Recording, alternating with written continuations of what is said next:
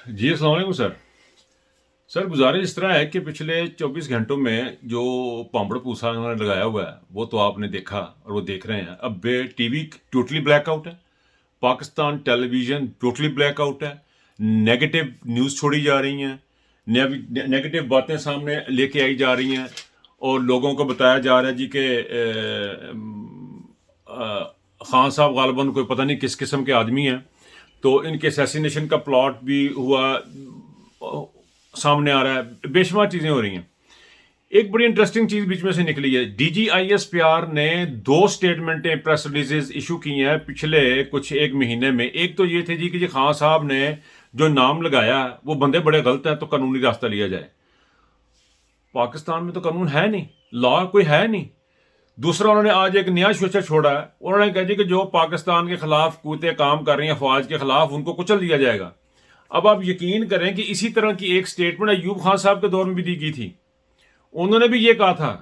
اور فاطمہ جناح کے ساتھ جو ظلم زیادتیاں ہوئیں, میرے تو غالباً پیدائش سے پہلے کی باتیں, مجھے تو یاد نہیں ہے کہ وہ اس وقت کیا ہوا تھا. لیکن اب ہم بیٹھ کے سوچتے ہیں کہ فاطمہ جناح کو جنہیں ہم مادر ملت کہتے رہے, ان کو ان بغیرتوں نے مروایا تھا. ان کا بابا جی, ان کے دادا جی جو تھے وہ اپنا ایوب صاحب, وہ حرام خور آدمی, اس بندے نے کرایا. ساری قوم اس وقت فوج کے ساتھ کھڑی ہو گئی تھی جا کے. فاطمہ جناح کے لیے کوئی بندہ باہر نہیں نکلا تھا. آج یہ پردے 70 سال میں فرماتے ہیں D G S P R, 70 سال میں وہ نہیں ہوا جو اب ہوا ہے. جی یقیناً 70 سال میں وہ نہیں ہوا جو اب ہوا ہے. اب یہ ہوا ہے کہ اب آپ کے سارے کپڑے اتر گئے ہیں. آپ بجائے اپنا تن ڈھانپنے کے, کپڑے پانے کے, اپنے آپ کو لکون دے, اب آپ آگے سے پتہ کیا کر رہے ہیں؟ آپ کہہ رہے ہیں جو پٹنا پٹ لو. تو پھر قوم اب پٹ لے گی جو ہو سکے گا. اب جو ان سے پٹا جائے گا وہ پٹ لیں گے. اگر آپ کے یہ رویے رہے تو پھر یہ ہوگا. بڑا آسان طریقہ ہے. پاکستان میں اس وقت جو پوزیشن ہے اس کو روکنے کا بڑا ہی آسان طریقہ ہے. فوری طور پہ چیف آف آرمی سٹاف اور یہ ہمارا نجائز وزیر اعظم, وزیر داخلہ, یہ ساری گورنمنٹ ریزائن کرے, نیا چیف آف آرمی سٹاف آئے. فوری طور پہ انٹرنلی ان کو کچھ کرنا پڑے گا. فوری طور پہ آئیں اور الیکشن فری اینڈ فیئر کال کریں. اس کے علاوہ پاکستان کا کچھ نہیں بچنا. باہر سے پیسے بھی نہیں آ رہے, امداد آپ کو نہیں مل رہی, جنگ لگی ہوئی ہے ملک کے اندر. اگر ان حالات میں آپ رہے, اور یہ سٹیٹمنٹ دینے سے کچھ نہیں ہوگا. D G I S P R صاحب آپ بھی ذلیل ہوں گے. نواں D G I S P R آئے گا, وہ بھی ذلیل ہوئے گا. یہ لوگ کھڑے ہو گئے ہیں, یہ لوگ اب لڑیں گے. یہ گوریلا وار شروع ہوگی, سول وار شروع ہو جائے گی ملک کے اندر.